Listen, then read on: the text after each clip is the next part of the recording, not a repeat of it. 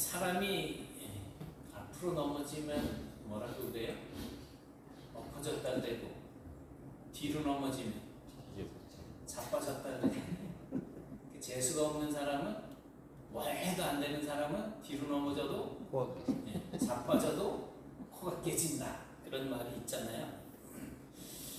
직장 생활을 하면서 열심히 돈을 모았는데 갑자기 부모님이 아프거나 사고를 당해서 병원비를 보태주다 보니까 통장에 잔고가 얼마 안 남았어요. 뭐 돈이야 더 벌면 된다고 해서 더 좋은 직장으로 이직을 해가지고 열심히 일을 하는데 이게 뭐 한 10개월째 월급을 받지를 못하는 거예요. 그래서 그나마 남은 돈도 이제 한 푼 두 푼 쓰다가 이제 뭐 그래도 언젠가는 월급 나오겠지 했더니 아는 지인이 뭐 그냥 당장 뭐 한 달 뒤에 갚아줄게 뭐 이러면서 하는 바람에 빌려줬다가 사기를 당하고 결국 빈털터리가 되어버렸죠. 이쯤 되면 아무리 생각을 고쳐 먹어도 이 마음속 어디 깊은 곳에 생각을 뭐 이래 고쳐 먹으려고 해도 마음속 저 깊은 곳에서 올라오는 어떤 억울함 또 분통이 터져서 그냥 어떻게 감당하지 못하는 그런 상태가 이제 되겠죠. 이 세상에는 그래서 스스로 불행한 인생을 살고 있다라고 믿는 사람들이 생각보다 많습니다. 그런데 그런 사람들에게서 공통적으로 볼 수 있는 것이 있는데 그 사람들은 항상 자기가 세상에서 가장 불행하다라고 생각을 하면서 산다는 거예요. 다른 사람들을 보면 아무 문제가 없어 보이고 다 행복하게 잘 사는 것 같은데 왜 나만 이렇게 하는 일마다 잘 안 되고 해결할 수 없는 일들이 이렇게 닥쳐오는지 그 문제 때문에 나는 왜 이렇게 맨날 괴롭고 고통스러운 건지 왜 나만 이렇게 불행한 것일까라고 하는 생각이 항상 떠나지를 않는 거죠. 그런데 정말 그럴까요? 여러분들 어떻게 행복하십니까? 항상 행복하세요? 네? 역시 대답은 한 분만 하고 계시죠? 아니요. 항상 행복하다고 여기는 사람은 진짜 그냥 몇 없을 거예요. 온 세상을 뒤집어 봐도. 그러니까 누구라도 다 문제를 알고 살고 있죠. 문제 없는 사람은 없습니다. 이 세상의 모든 사람들은 그 정도의 차이가 있을지는 모르지만 모두 다 자기 나름대로의 문제들을 안고 있습니다. 제가 뭐 이제 신학을 공부해가지고 91년도부터 했으니까 뭐 동기들보다는 뭐 한 9년을 늦게 시작을 했어요. 그래도 91년도면은 30년이 훨씬 넘었잖아요. 이제 4년 됐죠. 근데 뭐 전도사 생활 빼고 목사가 돼 가지고서라도 이제 많은 성도들을 이렇게 만나왔지만 그 가운데 정말 아무 문제 없이 살아오는 사람들은 그리고 아무 문제가 없이 살아가는 그런 가정들은 한 번도 본 적이 없어요. 가끔 이제 저희는 부부싸움을 한 적이 없습니다. 그러면 그리고 어떻게 사냐고 목사님들이 그런 소리를 하면 기본적으로 목사님들도 한 번씩은 한다는 거예요. 원투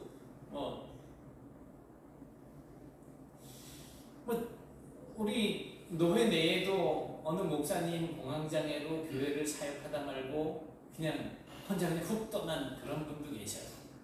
젊은인데도 그래요.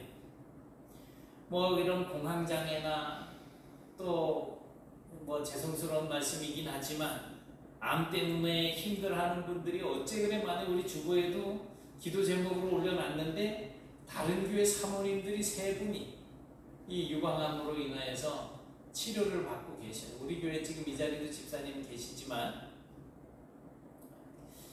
그런데 이런 질병들의 가장 큰 원인을 보통 전문가들이 이야기하기는 스트레스라고 그래요. 스트레스 때문에 큰 병이 얻어지는 거예요. 그런데 이 스트레스라고 하는 것은 내 몸이 적응하기 어려운 그런 육체적으로나 정신적인 어떤 자극들이 나에게 가해졌을 때에 그것을 적응해내지 못하고 면역력이 이겨내지 못하니까 그 나에게 나타나는 생체 반응이 이제 병으로도 나타나고 육체적인 질병으로도 나타나는 것이고 또 정신적인 그런 질환으로도 나타나는 겁니다. 그런데 이 스트레스를 받지 않고 사는 사람은 없습니다. 스트레스를 안 받으면 오히려 사람이 살지 못한다고 해요. 이 말은 누구나 다 문제를 안고 살아간다는 거예요. 사람이 항상 이렇게 밝은 시간에만 살 수는 없잖아요. 밝은 시간이 지나고 나면 또 저녁이 되고 또 항상 봄날, 따뜻한 봄날만 맞이하고 살 수는 없잖아요. 우리 사모님 같은 경우는 차라리 겨울이 빨리 왔으면 좋겠다라고 그러는데 또 겨울을 싫어하는 사람도 있고 겨울을 기다리는 사람도 있고 그래요. 그러니 자연의 이치는 낮이 있으면 밤이 오고 밤이 있고 또 생명이 생동하는 봄이 있으면 더운 여름과 또 모든 곡식들을 거둘 수 있는 가을 그리고 모든 휴식을 취할 수 있는 겨울 이 계절들이 이렇게 돌아오게 마련입니다. 그런데 이런 과정들을 잘 겪어놔야 자연도 건강을 유지할 수가 있는 거예요. 어떤 분들은 교회를 열심히 다니면서 세상의 모든 문제들이 다 나를 피해갈 것이라고 하는 그런 확신을 가지고 그런 기대감을 가지고 신앙생활하는 분들이 계셔요. 어쩌면 여러분들 중에도 그런 기대감을 가지고 이 자리에 나와서 예배하는 분들도 계실 거예요. 그러나 사실은 그렇지 않죠. 신앙생활 열심히 하는 분들도 병에 걸릴 수가 있습니다. 사업에 실패할 수도 있고 또 가족 관계에 문제가 생길 수도 있습니다. 인생에서 경험하는 문제와 어려움에 관한 한 교회를 다니는 사람이든 교회를 다니지 않는 사람이든 차이가 없다는 것입니다. 다만 차이가 있다고 한다면 자기에게 다가와 있는 그 문제를 대하는 태도일 것입니다. 문제를 어떻게 볼 것인가? 또 그 문제를 어떻게 극복할 것인가? 이런 부분에서 믿는 사람과 믿지 않는 사람들의 차이가 생기게 되는 거죠. 오늘 읽은 말씀 속에서 지금 여러분이 안고 있는 많은 문제들을 어떻게 받아들이고 또 이겨낼 수 있을지에 대한 그런 지혜와 용기를 얻게 되시길 바랍니다. 오늘 본문은 선지자 엘리사가 활동하던 시대에 일어났던 한 가지 이야기를 우리에게 전해주고 있습니다. 엘리사는 엘리야 선지자의 뒤를 이어서 이 선지사역을 감당하던 그런 선지자입니다. 엘리사는 스승 엘리야가 승천을 이제 하게 될 때에 스스로 승천을 한 게 아니고 승천이 되어지는 거죠. 승천이 될 때 성령이 하시는 역사가 갑절이나 내게 있게 해달라고 요구했던 선지자입니다.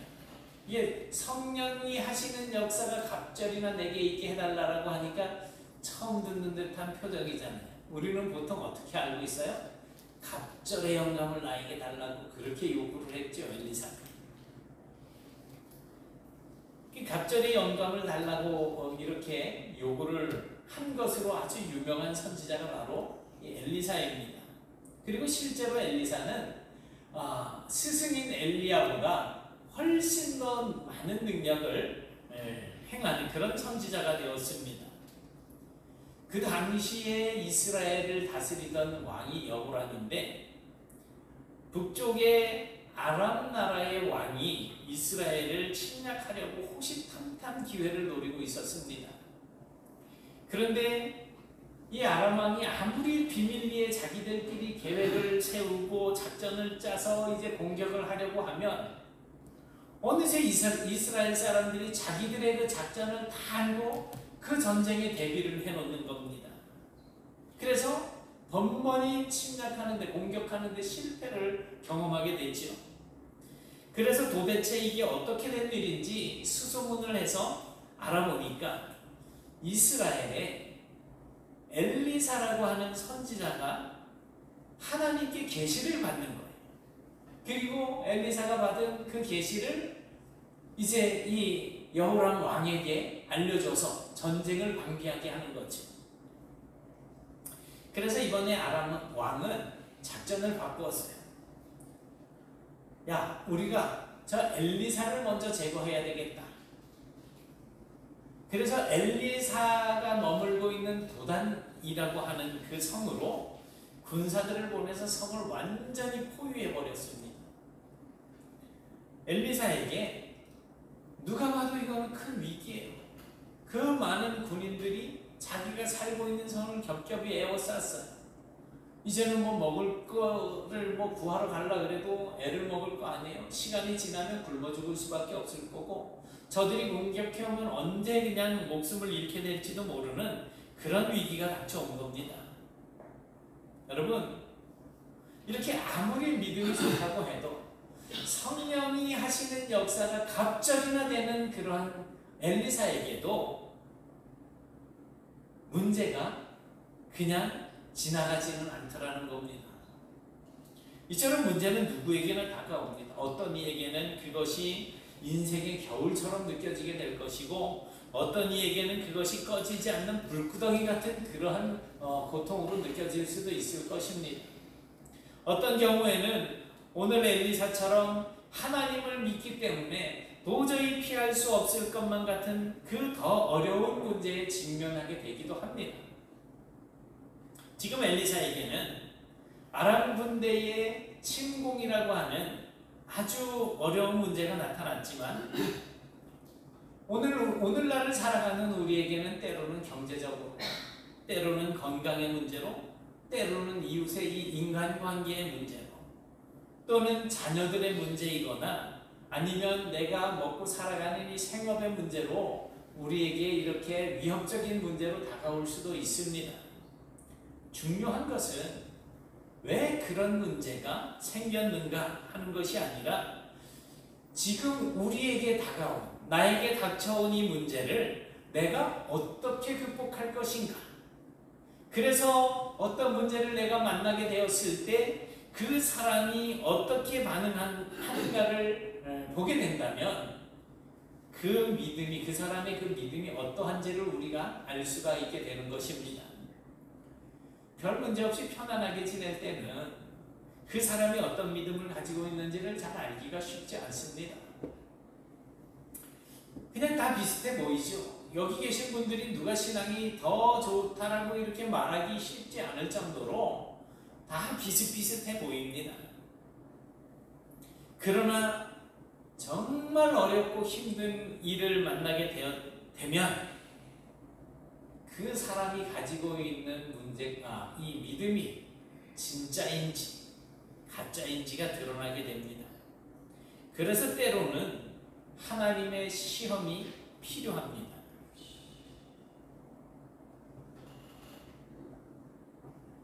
그 욥기서 23장 10절에 보니까 이런 말씀이 있습니다. 같이 보시겠습니다. 시작. 그러나 내가 가는 길을 그가 하시나니 그가 나를 단련하신 후에는 내가 순금같이 되어 나오리라. 단련하시는 거예요. 우리에게 닥쳐오는 문제는 하나님께서 우리를 단련하시는 거예요. 훈련시키시는 거예요.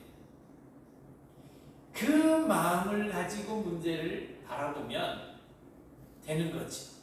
그런데 왜 하나님이 나를 이런 그냥 어려운 가운데 던지셨느냐고 불평불만을 하면 그 사람은 믿음이 가짜 믿음인 거예요.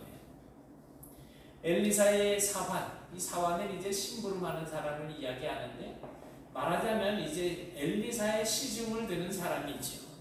이 사환이 아침에 일찍이 일어나서 나가보니까 어머나, 밤에 쳐들어온 군인들이 이 자기들이 살고 있는 성을 겹겹이 에워싸고 있는 것 아니겠습니까?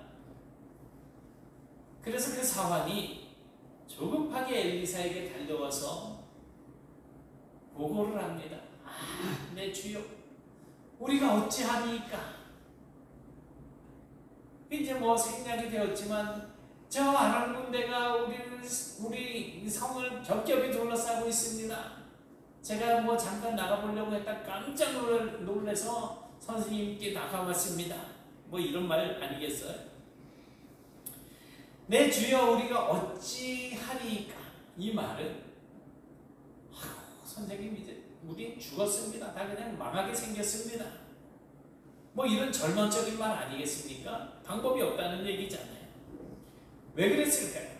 이 사환의 눈에는 아람의 군사와 그들이 끌고 온 어떤 병거와 말, 이런 것들이 보였지만 이 사환의 눈에는 어디에도 하나님이 보이지 않았어요. 이게 바로 우리 육신의 눈으로 보는 한계입니다. 왜 우리는 그렇게 쉽게 실망합니까? 왜 우리는 그렇게 쉽게 포기를 하게 됩니까? 평소에는 믿습니다. 그렇게 뭐 그냥 말을 하면서도 정작 믿음을 보여야 할 때는 왜 믿지 못하는 것일까요? 하나님께서 하시는 일을 이 보는 눈이 감겨있기 때문입니다. 육신의 눈으로만 무엇을 보려고 하기 때문인 거지. 육신의 눈으로는 앞에 있는 현실은 잘 봅니다. 아까 우리 박순덕 집사님 안경 들고 이게 다초점, 저도 다초점이거든요.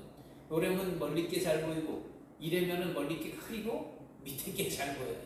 밑에 거. 이 안경을 통해서 보면 잘 보여요. 우리가 믿음을 통해서 봐야지 되는 거예요. 믿음을 통해서. 우리가 눈으로만 보려고 하면 우리 눈앞에 있는 것은 잘 볼 수 있는데 하나님의 능력을 볼 수가 없습니다. 그것이 우리에게 있는 가장 큰 문제.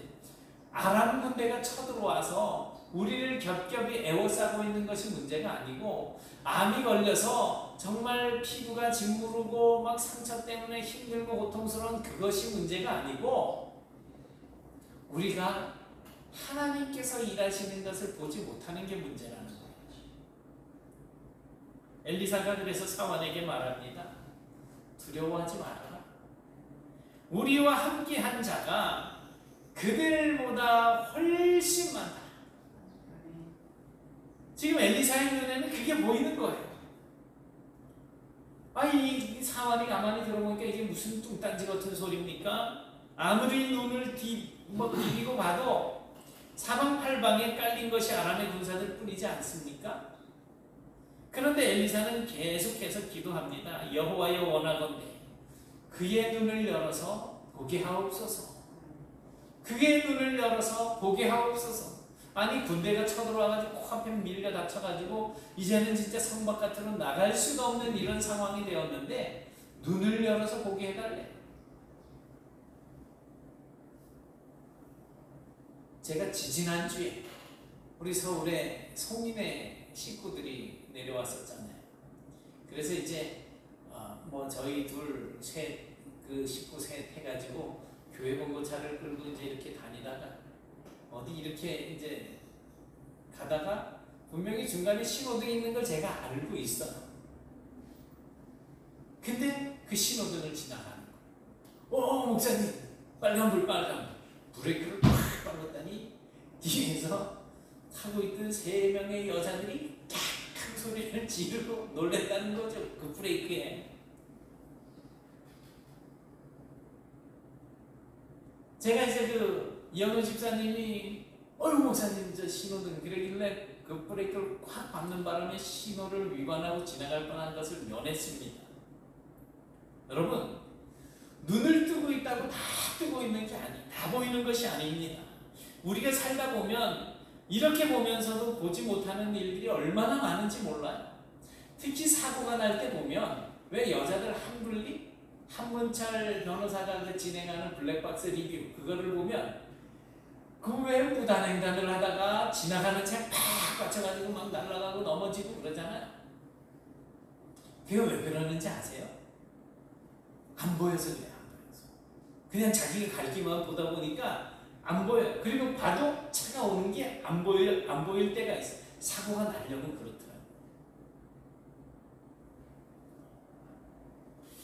흔히 눈뜬 장님이라고 그러잖아요. 어쩌면 우리가 그런 사람일지도 모릅니다. 예수님이 너희가 못 본다 그러면은 뭐 괜찮지만 본다고 하니까 너희 죄가 더 크다라고 말씀을 하시잖아요. 교회를 다닌다고 해서 다 믿음이 있는 것이 아닙니다. 사방이 우겨싸임을 당할 때 실제로 믿음을 보이는 사람이 진짜 그리스도인인 거예요. 믿음이 없으면 우리도 그저 눈뜬 장님일 뿐입니다. 엘리사가 기도를 하고 난 이후에 하나님께서 그 젊은이 사환의 눈을 열어서 보게 하셨어요. 그제야 사환은 불말과 불병거가 가득하게 산에 있는데 엘리사를 두르고 있는 것을 보게 됩니다.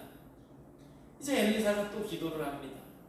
이번에는 아람 군사들의 눈을 어둡게 해달라는 것이었습니다. 그랬더니 실제로 그들의 눈이 어두워져서 이제 볼 수 없는 지경이 되고 말았습니다. 엘리사를 죽이기 위해서 살기등등하게 쳐들어왔던 그 사람들이 이제는 눈이 멀어져서 엘리야의 도움을 받아서 엘리야가 있는 도단이 아닌 사마리아로 돌아가는 이런 일이 생겨나고 말았죠. 여러분, 이 성경 너무 재미있지 않습니까? 처음에는 엘리야의 사환이 하나님께서 하시는 일에 대해서 눈이 감겨 있었는데 이제 엘리사가 기도하니까 그의 눈이 열어지고 이번에는 엘리사를 잡으러 쳐들어왔던 이 군사들의 눈이 멀어져서 앞을 볼 수가 없게 되어버렸으니 말이죠. 그런데 여러분, 이것이 오늘 우리에게 주시는 말씀입니다. 우리가 문제에 부딪히게 되었을 때 엘리사처럼 하나님께 기도하셔야 됩니다. 눈을 열어서 보게 해주시옵소서. 문제에 사로잡히지 않고 하나님의 능력을 보게 해달라고 기도를 하셔야죠. 육신의 눈을 가지고 문제만 바라보면서 두려워하는 대신에 하나님의 임재와 하나님의 능력을 보는 것이 우리에게 닥쳐온 문제를 극복하는 길이 됩니다. 우리가 하나님께서 하시는 일을 보게 되면 우리를 향해 사방에서 아우성 치면서 몰려오던 대적들의 눈이 감겨지게 되고 우리를 볼 수 없게 되는 거예요. 하나님께서 사단의 눈을 못 멀게 하시겠습니까? 사단이 우리를 공격하지 못하게 막아주십니다. 그렇게 되면 우리에게 닥쳐왔던 그 문제는 더 이상 문제가 되지 않습니다.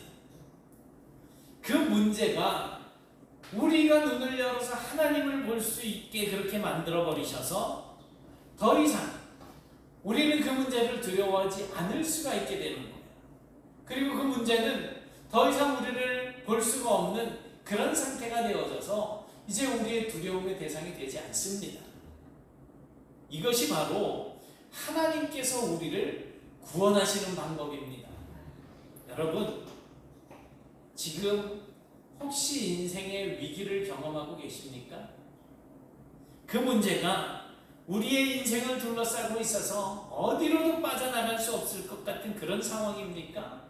이런 문제 저런 문제 끊임없이 몰려들어오고 있지 않습니까? 여러분, 그 문제에 사로잡히지 마십시오. 그것 때문에 이제는 죽었다고 생각하고 포기하지 마십시오. 또는 내가 그 문제를 이제 피해서 현실에서 도피해서 그 문제를 피하고 외면하려고 하지 마시고 그 문제를 또 내 힘으로 해결하려고만 하지 마십시오. 우리는 혼자가 아닙니다. 우리에게는 천지를 지으신 전능하신 여호와 하나님께서 함께 계십니다. 사환이 눈을 들어서 보았을 때 엘리야 정말 한 주먹감도 안 될 사람인데 그 주변에 불명거와 불만이 그를 둘러싸고 있는 것을 보지 않습니까? 그래 다윗은 시편 121편에서 이런 고백을 하고 있잖아요. 같이 봅니다. 시작.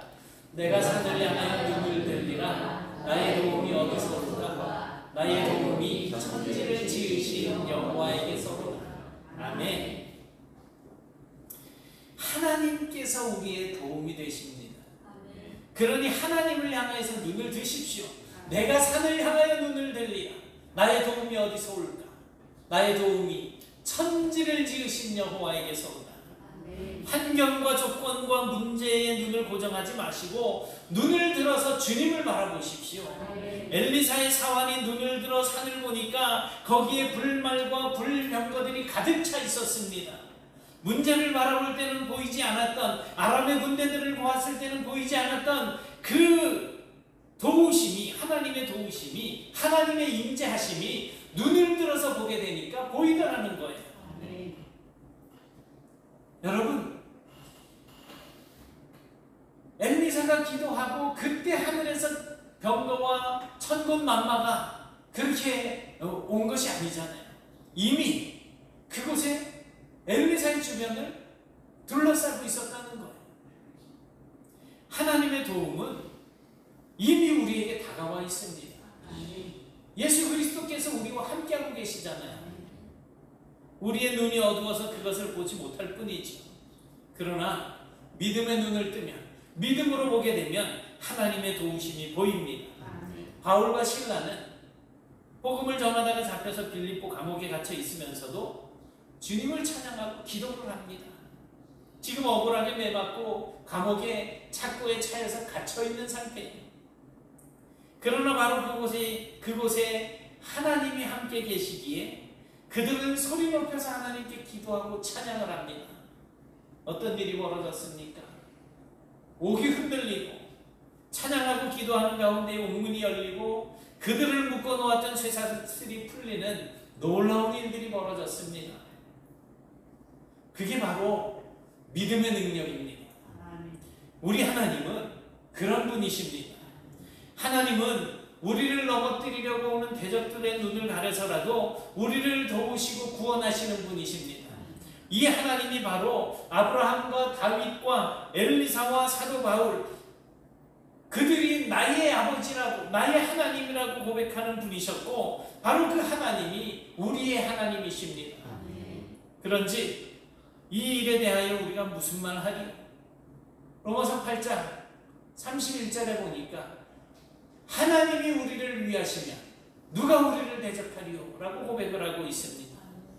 또 38절 39절에 보니까 같이 봅니다. 시작. 내가 확신하노니 사망이나 생명이나 천사들이나 권세자들이나 현재 일어날 장래일이나 능력이나 높음이나 기쁨이나 다른 어떤 피조물이라도 우리를 우리 주 그리스도 예수 안에 있는 하나님의 사랑에서 끊을 수 없으리라. 아멘.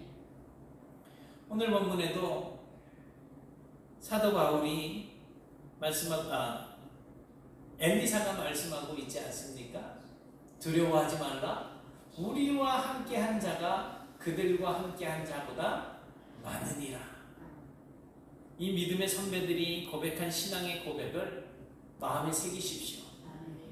그들은 이 믿음으로 문제와 환난과 어려움들을 정면으로 돌파하면서 이겨냈습니다. 사랑하는 여러분, 믿음의 선진들과 함께 하셨던 그 하나님께서 오늘 우리와 함께 하심을 믿으십시오. 문제를 두려워하지 마십시오. 그 문제를 넉넉하게 이기게 하시는 하나님을 바라보시면서 그렇게 우리가 믿음의 길을 걸어가면서 살아간다면 문제는 더 이상 문제가 아닙니다. 우리에게 승리를 약속하신 하나님을 믿음의 눈으로 바라보셔서 이제 우리의 기도를 들으시고 기도하실 때마다 모든 문제를 해결해 주시는 이 귀한 축복을 누리면서 살아가시는 복된 성도들이 다 되시기를 주님의 이름으로 축원합니다. 아멘. 사랑의 하나님 감사합니다. 엘리사가 있는 그 성에 아람의 군대들이 쳐들어왔을 때에 그 사환이 그 문제를 바라보면서 이제 어찌해야 합니까? 라고 두려워하고 정말 어찌할 바를 몰라 하던 그 어두운 눈을 이제 주님께서 열어주시고 눈을 들어서 보게 되었을 때에 하나님의 도우심이 이미 그 곁에 있었음을 보게 됩니다. 아버지 하나님, 저희들이 사는 동안에 너무나 힘들고 어려운 문제들이 우리를 둘러싸고 있지만 그러나 저희들이 그 문제를 바라보고 실망하고 포기하고 좌절하는 것이 아니라 그 문제 너머에 있는 하나님의 도우심을 바라보면서 하나님을 의지하고 하나님의 뜻대로 아버지 하나님의 모든 문제들을 정면으로 부딪혀 나갈 때에 하나님의 도우심이 우리에게 승리가 되어 주실 것이고 하나님께서 우리를 구원해 주실 것이라고 하는 이 확신 있는 믿음을 가지고 살 수 있기를 소원합니다. 저희들의 연약한 믿음을 불쌍히 여겨주시고 이제 든든한 믿음으로 변화시켜 주시며 저희들의 믿음이 하나님께 영광을 돌리는 그런 삶으로 이어지게 하여 주시옵소서. 예수님 이름으로 기도드리옵나이다.